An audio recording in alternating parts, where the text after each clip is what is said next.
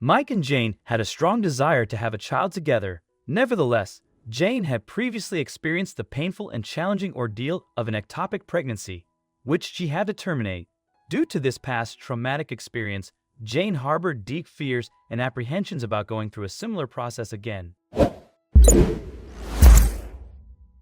The doctors had also told her that the best thing to do would be to avoid having a child, as it could cause similar complications, which may invariably lead to her demise.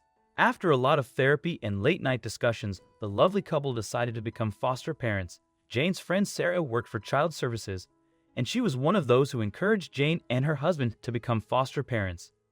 Sarah helped them speed up the paperwork, and 1 month later, when a 6-day-old named Jason ended up in foster care, she arranged for Mike and Jane to have him.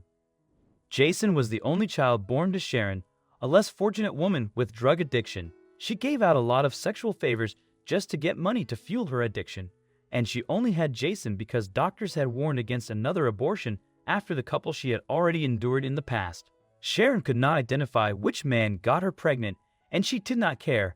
The men would not accept responsibility for such a child anyways. She had surrendered Jason to child services in a rare moment of maternal trance. At least you'll get adopted by a great family and you'll be safe, she thought. Still, moments like that were fleeting, and Sharon always seemed to forget them in the throes of her desire for drugs and other sources of dopamine, like more men. However, once she gave him up, it was near impossible to get him back without cleaning up her act and showing child services that she was stable enough to raise a child. When Mike and Jane met Jason, they fell in love immediately. He was perfect. Not only was he gorgeous, but he was also still a baby. As far as Jane was concerned, she could have given birth to him. They quickly filed the paperwork for his adoption, but there was a clause. The natural mother still held her parental rights over the child, which meant she could turn up for baby Jason at any time. Mike and Jane were disheartened by this, and they immediately wanted to know how to avoid such an occurrence. "I'm sorry, but unless his birth mom voluntarily gives him up for adoption, she will always have parental rights over him," Sarah told him. "But I thought she did," Jane groaned. "How did he come into the possession of child services anyways?" "Well, technically, she left him outside the orphanage door with a name tag containing his details. Should she appear in the future, she can always take her child back." The news dampened Mike and Jane's joy, but they were already in love with little Jason. They finished the paperwork and hastily rushed off to the store to get all the necessary supplies required to care for a 6-day-old baby adequately. Then they picked him up and took him home to where they had repurposed their old study into a nursery. Mike and Jane were amazing parents. Some might even say they were born for the role, where other parents may have gotten upset that they had to sleep lightly at night or often change diapers. The couple were enthused by it all. They enjoyed cleaning up their boy's mess, and even when he slept soundly through the night, they still roused themselves just to go watch him sleep. Their abode was brighter, more colorful, as they sought to create a haven of satisfaction and visual pleasure for their new child. In the first few weeks, the two worried about Jason's mom coming for him, but when weeks turned to months and months to a year, they started to relax. Maybe she moved on, Mike hoped. However, Jane was more bothered.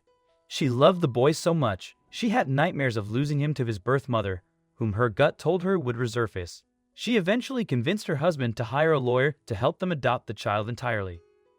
But it wasn't an easy process, and there was simply no way to circumvent the law that gave the natural mother a right to claim her child as long as he is still too young to decide where he wants to stay.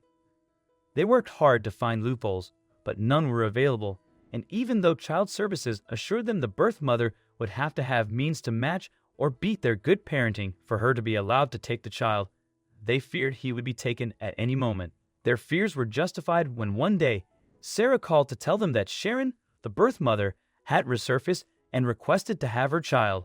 Mike and Jane were devastated.